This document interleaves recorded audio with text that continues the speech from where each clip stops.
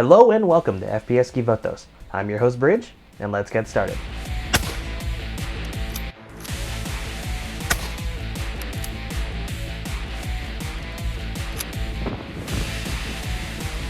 We have a very special episode this week. This one has been quite a long while in the making. I'm really glad to finally have the rifle finished to be able to show to you guys. The character we're talking about today is Wakamo, one of the 7 prisoners of Calamity. She's an absolutely psychotic student in the world of Blue Archive, and honestly, she's one of the most beloved characters in the entire game, honestly. I have a good friend of mine who's also a really big fan of her. Some of you might know who he is. She is a very popular character, and I'm super excited to have my hands on her Type 99 Arisaka, as you can see here. As always, we're going to talk about the similarities and differences, look at their battle animations, and talk about the process it took to make this rifle into reality. As always, we're going to start with the similarities, and we're going to talk about the color. We're going to start from the back and move all the way up to the front. Right here, we got the golden little butt plate here. It's just standard gold. This rifle was beat up, and we'll talk about that in the section, about the history of this gun. It's been beat up quite a bit, so trying to get the colors to sit. We also got a little red strap right here, just to add a little bit more color, and then the vast majority of the rifle is this nice, solid black color. As you can see right here, we have Wakamo's mask, little kind of decal that she has on her gun. Thank you to Starza. She's a incredible individual who allowed me the ability and access to this little decal that she made, and the ability to print it out and make it my own for this rifle. And it turned out fantastic. Now, it's a little bit smaller than how it is depicted on like her gun in game, but for me in particular, I'm okay with the size overall, because on this side, on the left side of the gun, the side that we never really normally see, we have the little sling point here, so it kind of would interface. If I made it any larger, it would really like get in the way with this, so I'm kind of glad that I went with the size that I did. Like, it's still fairly prominent on the rifle here, but it's not like as big as it is in game. Moving up even further, we have the trigger action here, the nice painted gold here, as well as the internal magazine. Just above that, we have Wakamo's little, her name and her little insignia right here on the front. I didn't paint the action in any way, so that's just staying its, kind of factory color. And moving forward onto the sights, just standard iron sights that the Japanese use on their rifles. And it's also a weird little flip AA sight for shooting down any American planes, which good luck to anybody who actually did that. If you did, honestly, good job.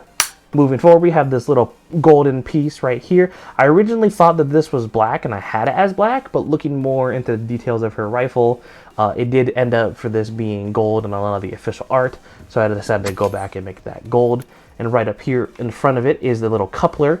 It basically is what hold these, these two parts together. It also has a sling point here, and it's also supposed to have the monopod, which is like a little stand for, more stabilized shooting for the most part. And the most vibrant part right here is the nice red front part here. Her little decals that she has on here, I actually just decided to use a Sharpie and kind of do my own little thing. They're not the best looking, but it gets the overall vibes across for the most part, so I'm really glad with how it turned out. This little front bracket's also painted gold, as well as the front sight and barrel. There is one thing missing right here, if any of you keen-eyed individuals, but we'll get to that here in a second. Now, let's address the elephant in the room. I did say this rifle is basically 1-to-1, but there is one giant thing missing on the front of the rifle, and I have that right here.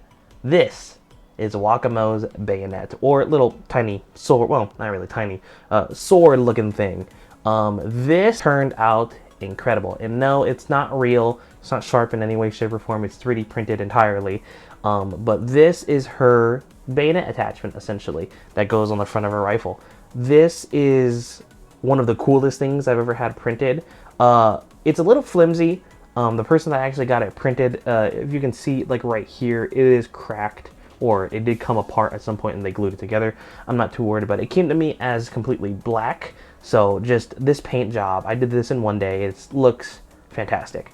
Trying to get the details of these diamonds, as well as the little gold slashes, as well as the little flower as well, was a little bit difficult. I won't lie, it took me a few attempts, but the end result turned out great. It's not, they're not exactly lined up, but it looks perfectly fine to me, and I am not, upset about it in any way, shape, or form. This thing looks awesome. I can't attach it to her rifle in any way, shape, and form, but, just imagine that it's sitting like right there and shooting it. This thing is it's pretty long. It's pretty long. But yeah, as you can also see, I have the kind of a sad excuse of like the little charm thing that she has here. I'm not the best knot tire, and the string is a little bit flimsy, but it gets the point across. It has that vibe of the little charm that she has hanging off of the bayonet as a whole, and I think it looks great. I'm really, really happy with how this rifle and the bayonet turned out. It's probably the most detailed gun I've done so far when it comes to actual Blue Archive characters. But other than that, there's no real difference between my rifle and her rifle. Like I mentioned earlier, the only thing that's like kind of different is this little, her mass decal here being a little bit smaller. But honestly, other than that, it's 1-to-1, and I'm really, really happy with how it turned out. This thing looks incredible. I'm not entirely sure if it shoots incredibly. I filmed these before I go shooting. As I'll mention here in a few minutes, this rifle has seen better days, so fingers crossed it actually works when I show off the firing footage. If everything is going swimmingly, I'll see you guys after we talk about the battle animations. If you guys have been enjoying this episode so far, please make sure to hunt down Sensei and make sure he is yours and only yours. I mean, make sure to hit the like, comment, and subscribe button and hit the notification bell to make sure you know when I upload every single time. We're going to first start off with her initial card. When it comes to reload animations, she has two, one for standing and one for being behind cover. When it comes to the one for standing, all she does is put 2 rounds into the internal magazine and closes it back up. So I think it's really interesting that they don't use like stripper clips or anything like that. They just animate them putting 2 in. You would think it would be faster if they would just do a stripper clip. You don't even have to see it, per se, but I think it's interesting that they have her load into, close it, and then go back to shooting her 5 bullets. If that's some sort of oversight or just some sort of like animation error, it is what it is. As for the crouched animation, it is the exact same. She puts 2 in the chamber and then closes it back up pretty swiftly, may I add. When it comes to passive skills, all she does is target one enemy on the field and shoots him with 1 bullet, and it does a massive amount of damage. When it comes to EX skill, Wakamo has one of the best damaging ones out there.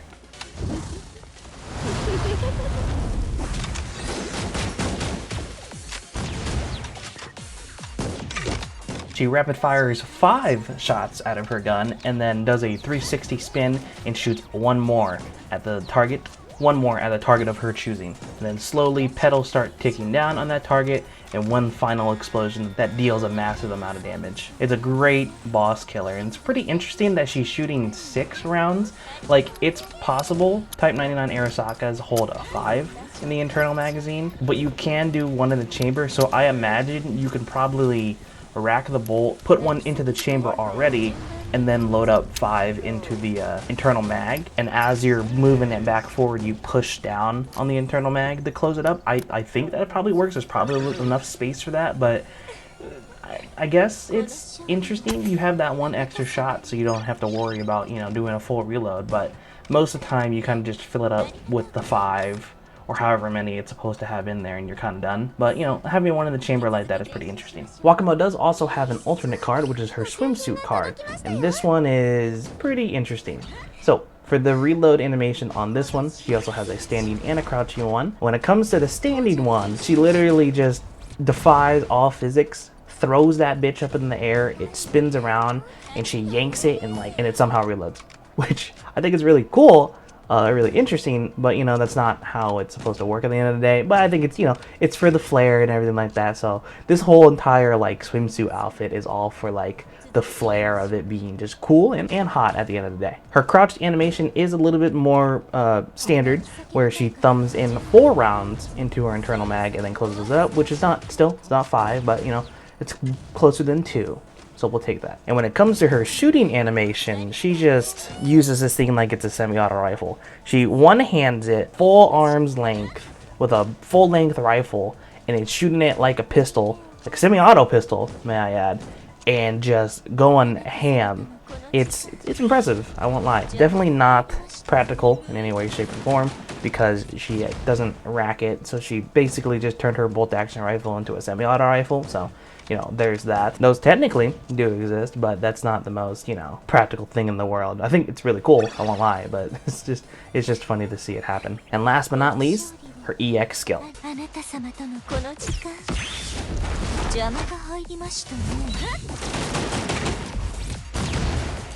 It's very similar to her initial cards where she throws up her umbrella and shoots 5 shots in her standard card, with the last shot doing the most damage to one singular target. Doesn't have the explosion like the other one, but this one still does a pretty decent amount of damage overall. And with all that out of the way, let's move on to the conclusion. So I already mentioned it twice during this episode.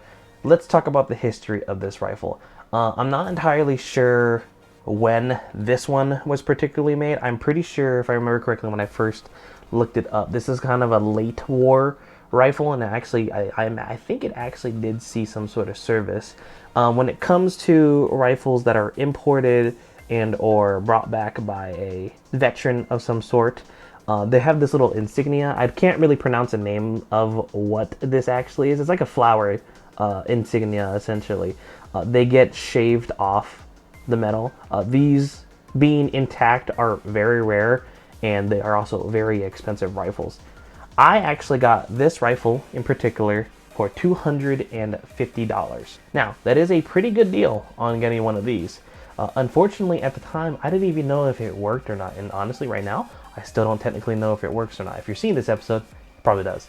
But when I got the rifle, the bolt was there. However, it did not have the safety or a firing pin at all. So I had no idea if anything else was internally wrong with this thing. And the body of this rifle, like, it's kind of hard to see on camera with all the glow, but this has seen better days. It was very, very dusty, very, very rusty, and very, very cracked. When I got it originally, it had tape around this portion of the rifle because there is a like an entire chipping piece off right here. As you can see, you can probably see it like kind of move here. This piece right here that I'm touching right now comes off completely. Right now it's staying on there. I did wood glue it, or just, I didn't even use wood glue. I just used normal hot, like, you know, super glue, and try to glue that on there, and it's already coming loose now. Probably even before I go firing it, I'm probably gonna have to wrap it. And honestly, the very first shot that we're gonna take off of this thing, I'm probably not gonna be pulling the trigger. We're probably gonna be pulling the string just to make sure that it doesn't, you know, implode in my fucking face. This thing was an absolute blast to build, but I'm just not sure if she worked. Don't even get me started on trying to get the ammo for this thing. This thing is chambered in 7.7. It's a very, very uncommon and obscure ammo that only the Japanese use. So it's not really made all that much. It's hard to find target ammo, and most of the time you can only really find hunting ammo. It's quite expensive. I could only get around 1 or 2 boxes at the time to actually be able to go shoot this thing. So I'm just glad I was able to get ammo at all, really. The target ammo that does exist, most of the places that, the one like company that I know of that sells it, doesn't really have a good reputation, which is really weird. If you're the only one in that market, how are you making bad ammo? Seriously, you could be making so much money, but no, your ammo's dog shit. So I don't know. But yeah, this thing had to get deep cleaned. Basically had to buy an entire bolt to be able to replace the one that I was missing, and also doesn't have that dust cover. But Wakamo's in particular doesn't even have the dust cover either, so no, we're good there. And with that comes the end of this episode. This one has been an absolute blast to make. I bought this rifle back in like June, May, maybe? Something like that. Pretty early on in the year, and I've been like looking at it and like, man, when the fuck am I gonna start building this? And I'm finally done with it and happy with how it turned out. I still don't know how it shoots, if it shoots at all, technically speaking. I mean, it does make the click noise when you pull the trigger and you rack it, so, you know, it should work. How long it's gonna last, I'm not entirely sure, but like, I'm just so happy with how it turned out. The only thing that I might change with it down the line is get a better, like, you know, tassel looking thing on her bayonet, just for the aesthetic of it. Like, that's the only thing I would change. This thing looks incredible.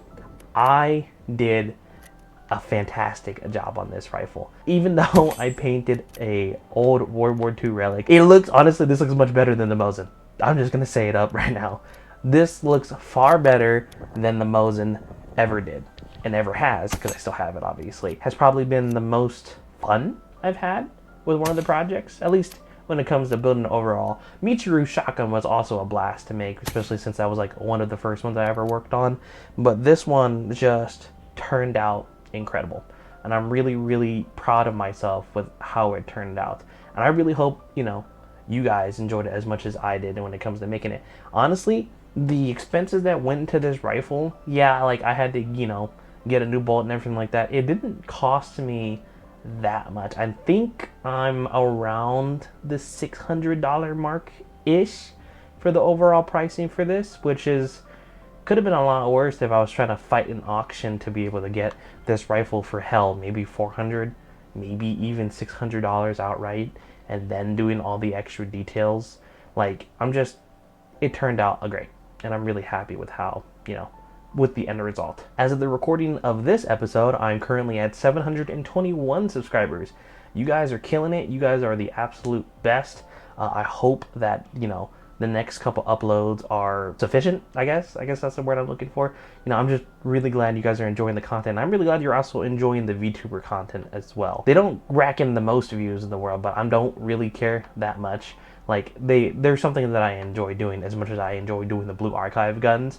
You know, being able to interact with VTubers, I like, is pretty cool. But as always, I say this every single episode, from the bottom of my heart, thank you. Thank you for watching. Thank you for subscribing. Thank you for leaving comments about, hey, I binge watched your entire series. I can't wait to see more. That is probably the coolest thing ever. Like, thank you. I really, really appreciate it. And I can't wait to show you guys everything else I have to offer before the year ends. And with all that out of the way, I've been your host, Bridge, and I'll see you guys in the next one.